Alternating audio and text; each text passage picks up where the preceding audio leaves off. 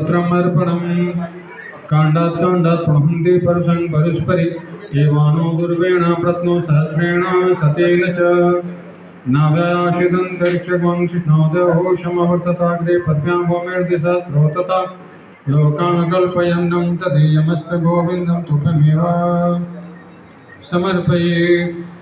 श्रीनारायणाय नमः। नारायणं नमस्कृतं नरं चैव नरोत्तमं तापत्रयविनाशाय श्रीनारायणाय वयं नमः। परेण फलितं सर्वं त्रैलोक्यं सचराचरं तस्मात् फलप्रदानेन पूर्णं सन्तु मनोरथम्। श्री भागवत भगवान देवाय नमः। राधा कृष्णाय नमः।